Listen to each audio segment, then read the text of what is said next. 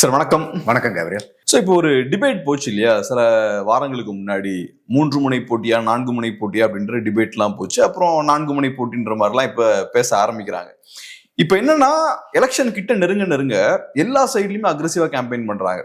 அதிமுக திமுக நேச்சுரலா அவங்களுக்கு வாழ்வாசாவா பிரச்சனை, அக்ரெசிவா கேம்பெயின் பண்றாங்க.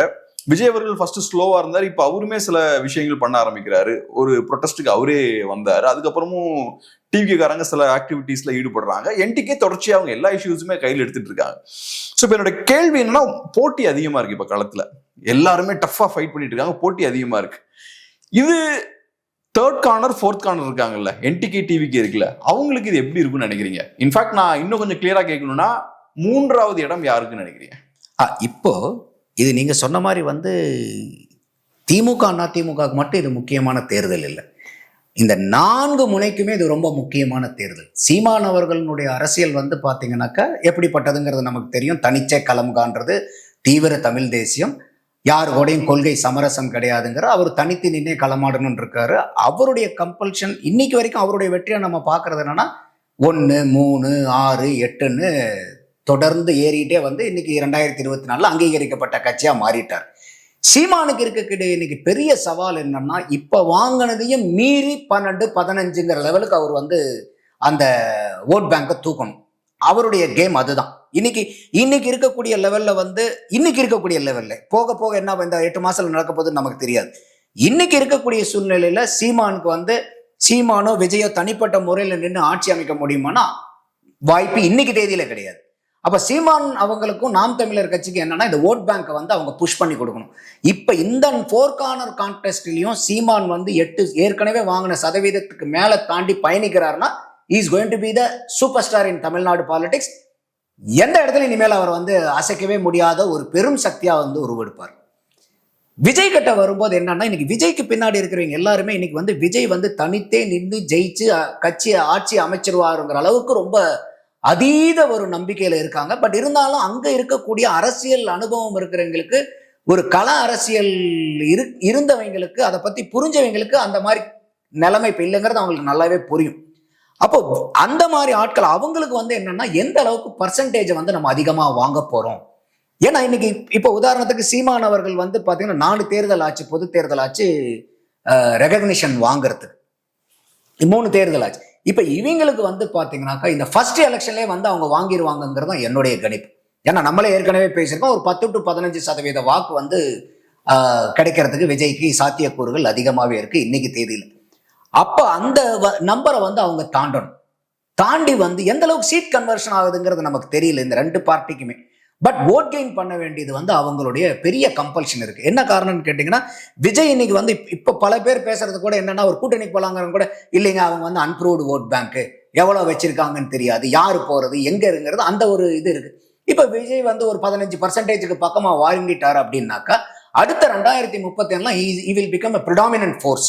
ஒரு அலையன்ஸ், இந்த 2 அலையன்ஸ்ல இருக்கக்கூடிய கட்சிகளையும் சுண்டி இழுக்கக்கூடிய ஒரு வல்லமை அந்த கட்சி. அதை நோக்கி தான் சீமானும் இப்ப பயணிக்கிறாரு, அதை நோக்கி தான் டிவிகேவும் பயணிக்கிறாங்க. தேர்ட் பிளேஸ் யாருக்கு? இந்த தேர்ட் பிளேஸ் யாருங்கிறது தான் இன்னைக்கு. ஃபர்ஸ்ட் யார் வருவாங்கிறது கூட ஈஸியா கணிச்சிட முடியுமாட்டிருக்கு.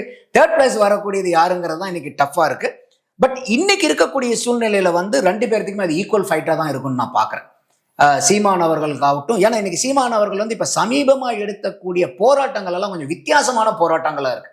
அந்த கல்ல இறக்கக்கூடிய போராட்டங்கள் மூலியமா அந்த விவசாயிகளை நல்லாவே அவர் கவர் பண்றாரு. அதே மாதிரி ஆடு மாடு, இது யாருமே இந்த மாதிரி தமிழ்நாட்டில், இந்தியாவிலே இல்லை உலகத்திலே யாரும் அந்த மாதிரி மாநாடு பண்ணதில்ல. ஒரு ரெப்ரசன்டேஷனாக அந்த ஆடு மாடை கொண்டு நிறுத்தி வச்சு பேசி, ஸோ அதுவும் விவசாயிகள் சார்ந்தது.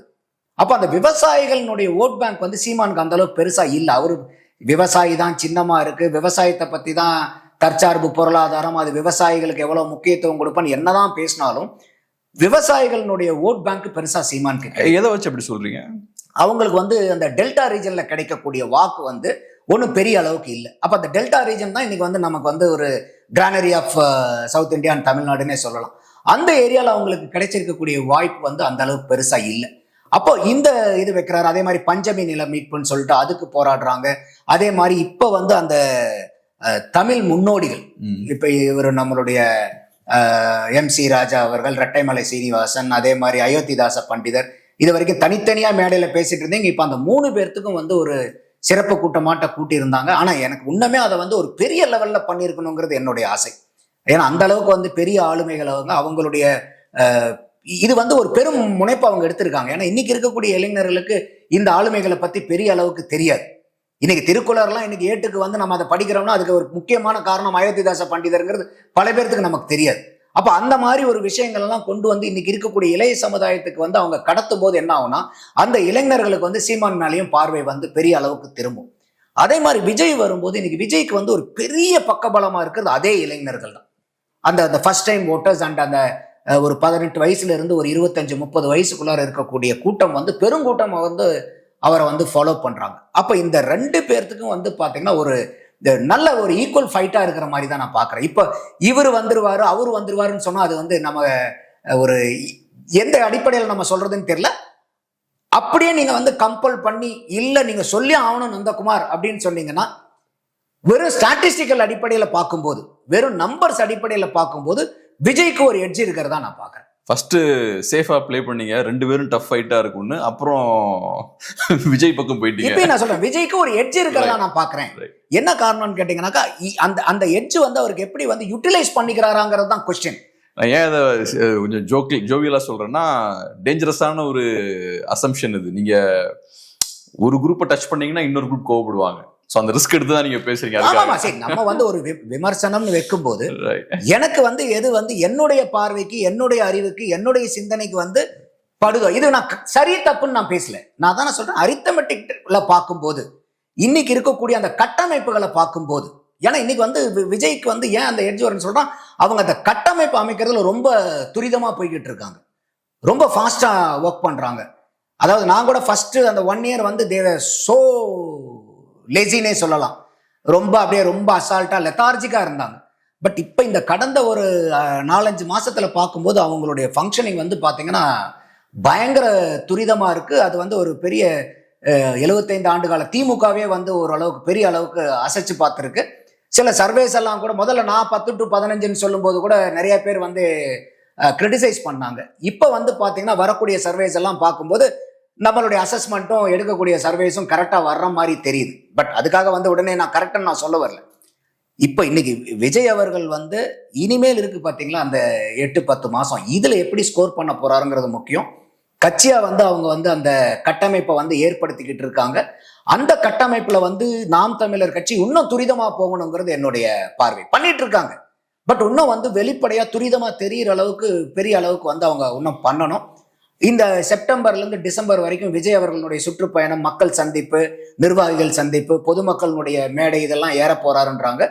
அதே மாதிரி அவர் அந்த களத்துக்கு வரும்போது, ஏன்னா இன்னைக்கு வந்து இந்த அஜித்குமாரனுடைய போராட்டம் வந்து உண்மையாலுமே வந்து இட் வாஸ் வெரி குட். அது எதுக்காகனா அஜித்குமாருக்காக மட்டும் அவங்க வந்து அந்த போராட்டத்தை நடத்தியிருந்தாங்கன்னா எனக்கு வந்து அதை நான் பெருசா அளவுக்கு பாராட்டி இருக்க மாட்டேன். அதுக்கு முன்னாடி அந்த 24 பேர் யார் யாரெல்லாம் தாக்கப்பட்டாங்கன்னா அவங்களெல்லாம் மீட் பண்ண வச்சு உடனே குறுகிய காலத்துல வந்து ஒரு 20 குடும்பத்துங்களை வந்து ஐடென்டிஃபை பண்ணி ஒரு 2-3 நாள்லயே வந்து 20 குடும்பத்தையும் அவங்க மேடை ஏத்துறாங்க. அப்ப வந்து இந்த மாதிரி இதை வந்து ஒரு சாதாரண விஷயமா அவங்க பார்க்கல. அப்ப இந்த மாதிரி ஒரு 25 பேர்த்துக்கும் அவங்க இதை எடுக்கும் போது ஒரு அந்த பிரச்சனையை வந்து ஒரு பெரிய லெவலுக்கு வந்து அவங்க பேசுபடும் பொருளா அவங்க பண்றாங்க. அது வந்து உண்மையாலுமே வரவேற்கக்கூடியது ஒண்ணு. அடுத்தது இப்ப கூட பாத்தீங்கன்னா இந்த கும்மிடிப்பூண்டி சைட்ல இந்த 6ஆம் பாக்கத்துல 4வது படிக்கிற பொண்ணு, பாவம் 10 வயசு தான் இருக்குன்னு நினைக்கிறேன். அந்த பொண்ணு இன்னைக்கு தமிழ்நாட்டில் பாருங்க 3 வயசுல இருந்து 80 வயசு வரைக்கும் கற்பை இழுத்து பிடிச்சிக்கிட்டு இருக்க வேண்டியதா இருக்கு. அந்த அளவுக்கு 80 வயசு பாட்டிக்கு கூட பிரச்சனையா இருக்குது தமிழ்நாட்டில். அப்ப இந்த மாதிரி சட்டம் அதை வந்து ஒரு 300-400 பேர்த்துக்கு மேல போய் அந்த ஆரப்பாக்கம் போலீஸ் ஸ்டேஷன்ல வந்து அவங்க வந்து அதை சூழ்ந்துக்கிட்டு அதுக்கு வந்து நியாயம் கேட்குங்கும் போது அதையெல்லாம் வந்து இதெல்லாம் வந்து ஒரு கள போராட்டத்துல வந்து அவங்க தயார்படுத்திக்கிறாங்க. அந்த மாதிரி இன்னைக்கு மக்கள், நீங்க முதலே சொன்னீங்க இல்லையா, இப்ப நாம் தமிழரை பொறுத்த வரைக்கும் எல்லா பிரச்சனைக்காகவும் போராடுறாங்க. விஜய் கட்சி இன்னைக்கு வரைக்கும் அந்த அளவுக்கு இறங்கி வரல. இப்ப கொஞ்சம் களத்துக்குள்ளார வராங்க. இந்த மாதிரி எல்லா பிரச்சனையும் டிவிக்கேவும் மக்களுக்காக இறங்கி அவங்க அந்த எடுத்து விஜய் அவர்களுடைய வருகையும் அந்த 4 மாசத்துல அவங்களுடைய சுற்றுப்பயணம் எல்லா பிரச்சனையும் சார்ந்து இருக்கிற மாதிரி இருந்துச்சுன்னா டெஃபினட்டா விஜய்க்கு வந்து ஒரு எட்ஜ் கிடைக்கிறதுக்கு பாசிபிலிட்டிஸ் இருக்கு. இப்போ ஒரு விஷயம் சொன்னீங்க, இப்போ இந்த எலெக்ஷனை பொறுத்தளவுல நாம் தமிழர் கட்சி போன தடவை வாங்கினதை விட இந்த தடவை அதிகமான ஓட் ஷேர் வாங்கிட்டாங்கன்னா பெரிய பூஸ்ட் அவங்களுக்கு கிடைக்கும். 10%லாம் வாங்கிட்டாங்கன்னா பெரிய பூஸ்ட். ஏன்னா அந்த ட்ராக் ரெக்கார்டை மெயின்டைன் பண்றாங்க. ஒவ்வொரு எலெக்ஷனும் நாங்கள் அதிகமாக வாங்கிட்டு இருக்கோம் அப்படின்ற ட்ராக் ரெக்கார்டை. இப்போ டிவிகே பொறுத்தளவுல ஒரு டீசன்ட் நம்பர்னா என்னன்னு சொல்லுவீங்க? ஏன்னா டிவிகேக்கு என்ன பிரச்சனைனா, விஜய் அப்படின்ற ஒரு பெரிய ஆள் இருக்காரு. இப்ப கம்மியான ஓட்ஸ் வாங்கினா அவரோட இமேஜுக்கு அது பெரிய பாதிப்பை ஏற்படுத்தும், ஒரு பெரிய ஸ்டார். ஸோ ஒரு ரெஸ்பெக்டபிள் நம்பர்னா எவ்வளோன்னு சொல்லுவீங்க விஜய்க்கு? 10 to 15% it is a great respectable figure. Okay. இப்போ உதாரணத்துக்கு யாருமே அந்த மாதிரி நம்பர் எடுத்ததில்லை. 15% யாரும் வந்து ஃபர்ஸ்ட் எலெக்ஷன்ல எடுத்ததில்லை. இப்போ இது வந்து சிரஞ்சீவி என்னானார் பார்த்தீங்கன்னாலும் உடனே கோட் பண்ணுவாங்க. அது இது ஓரளவுக்கு சிரஞ்சீவியே நீங்கள் எடுத்துங்க. ஃபர்ஸ்ட் எலெக்ஷன்ல 16% ஓட்டு வாங்குறாரு, 18 சீட்டு ஜெயிக்கிறார். எக்ஸ்ட்ராடினரி பர்ஃபார்மன்ஸ் என்னையை பொறுத்த வரைக்கும், சூப்பர் பர்ஃபார்மன்ஸ். ஃபர்ஸ்ட் எலெக்ஷன்ல 16%, 18 சீட் எம்எல்ஏ எடுக்கிறது. ஆனா அதை வந்து அவர் செரிஷ் பண்ண முடியாத அளவுக்கு, அதையே அந்த வெற்றியை கூட அவர் உணர முடியாத அளவுக்கு அவரை சுத்தி இருந்தவங்க என்ன பண்ணாங்கன்னா, நீங்க தான் சார் நீங்க தான் வந்து அடுத்த முதலமைச்சருங்கிற அளவுக்கு அவருக்கு படத்தை காமிச்சு இந்த ஒரு வெற்றியை கூட ஒரு வெற்றியா உணர முடியாத அளவுக்கு அவருக்கு வந்து ஒரு கருப்பு திரையை போட்டாங்க. அதனால என்னாச்சு, அவர் அடுத்த எலெக்ஷன் கூட பொறுக்க முடியாம போயிட்டு காங்கிரஸ்லேயே கட்சியை கரைச்சி விட்டு போனார். அந்த தப்பை இன்னைக்கு டிவிகே வந்து செஞ்சிடக்கூடாதுங்கிறது என்னுடைய பார்வை. ஏன்னா இன்னைக்கு அங்க சுத்தி இருக்கிறவங்க பூரா முக்காவாசி நீங்க தான் தலைவா, அடுத்தது நீங்க தான் சிஎம்ங்கிற அளவுக்கு பேசிக்கிட்டு இருக்காங்க. அது அவங்க பேசிட்டோம். ஆனா களத்தை புரிஞ்சவங்க, அரசியலை புரிஞ்சவங்க, அரசியல் இது வரைக்கும் வந்த பயணத்தை தெரிஞ்சவங்க, நடந்துருச்சுன்னா சந்தோஷம் தான் அவங்களுக்கும். ஆனா நடக்கலன்னா அந்த இடத்துல வந்து அவங்களுக்கு டிமோட்டிவேட் ஆயிடாம இருக்கணும். அந்த தலைவன் டிமோட்டிவேட் ஆயிடக்கூடாது. சுத்தி இருக்கக்கூடிய ஆள். இப்ப விஜய்க்கும் நாம் தமிழருக்கும் டிவிகேக்கும் நான் என்ன வித்தியாசம் பார்க்கறேன்னா, இப்ப நாம் தமிழர் பேசும்போது பூரா அவர் என்ன சொல்றாரு, நாங்க வந்து வெற்றி வாய்ப்புக்காக வந்தவன் இல்லை. அப்ப அவர் சீமான் பேச அவர் என்ன சொல்றாருன்னா, அங்க இருக்கக்கூடிய எந்த ஒரு நபரும் தோல்வியை கண்டு துவளாத அளவுக்கு அவர் தயார்படுத்திக்கிட்டே வர்றாரு. அதனாலதான் அவங்கனால வந்து அவரே சொல்றாரு இல்லையா, 1% வாங்கினவன் எவனை 8% ரீச் ஆகுறது இல்லடாங்கிறாரு. காரணம் என்னன்னா, அந்த தலைவன் வந்து அவரை தயார்படுத்தினதுதான். தோல்வியை கண்டு துவளாத, நம்ம வெற்றி வாய்ப்பு வாங்குறது முக்கியம் இல்லை, நமக்கு எப்படிப்பட்ட வெற்றி வேணும். அப்ப படிப்படியா சொல்லி உரம் ஏத்திருக்காரு. அப்ப இன்னைக்கு வந்து நாம் தமிழருக்கு வந்து ஒரு வெற்றி வாய்ப்பு நழுவி போகணுங்கிறனால அங்க இருக்கிற ஆளுங்க வந்து தோழ மாட்டாங்க. ஆனா டிவிகேல நான் அப்படி பார்க்கல. அந்த பெரிய ரிஸ்க் இன்னைக்கு டிவிகேக்கு இருக்கு. இன்னைக்கு பின்னாடி இருக்கக்கூடிய மக்கள் பூரா எல்லாமே நீங்க தாங்க போது நாளைக்கு ஒரு 15% வந்து கூட ஒரு பெரிய அளவுக்கு ஒரு வாக்கு சதவீதம் வந்தா கூட அங்க இருக்கக்கூடிய கூட்டம், பெருவாரியான கூட்டம் இதே மனநிலையில இருந்தாங்கன்னா துவண்டு போயிடுறதுக்கு நிறைய வாய்ப்புகள் இருக்கு. அது அவங்களுக்கு அடுத்த கட்டத்தை நோக்கி பயணிக்கிறதுக்கு வந்து ஒரு தடையா வந்துடும். இதை அவங்க உணர்ந்துகிட்டு நீங்க மக்கள் கிட்ட பேசும்போது இல்ல எல்லாத்துக்கிட்டையும் ஜெயிக்கணுங்கிறதுக்கு தான் விளையாடணும், அதுல எனக்கு எந்த மாற்று கருத்தும் இல்லை. ஆனா ஒரு ஜெயிக்கணும்னு விளையாடினாலும் ஒரு தோல்வி வர்றதுக்கும் வாய்ப்பு இருக்கும் இல்லையா? அதுக்கும் நீங்க எப்படி தயாரா இருக்கிறீங்க? ஒரு தலைவனா எப்படி நீங்க உங்களைய தயார் பண்ணிக்கிறீங்க? கட்சி நிர்வாகிகள் நீங்க அந்த கண்டிஜென்சியை எப்படி பிளான் பண்ணிருக்கீங்க? அடுத்த கட்டத்தை நோக்கி எப்படி பயணிக்க போறீங்கிற அந்த ஒரு முன் தயாரிப்பும் அவங்க கிட்ட இருக்கணும். அப்படி இருந்தாங்கன்னா இவர் அந்த 10 to 15% வந்தாவே எனக்கு தெரிஞ்ச வரைக்கும் எக்ஸ்ட்ராடினரியான number. It's not a normal number, super number. அதை வச்சு அவங்க 31 they can dictate terms. ரொம்ப நன்றி சார். உங்க பிஸியான டைம்ல அருமையான ஒரு பேட்டி கொடுத்து ரொம்ப நன்றி. நன்றி கேப்ரியல்.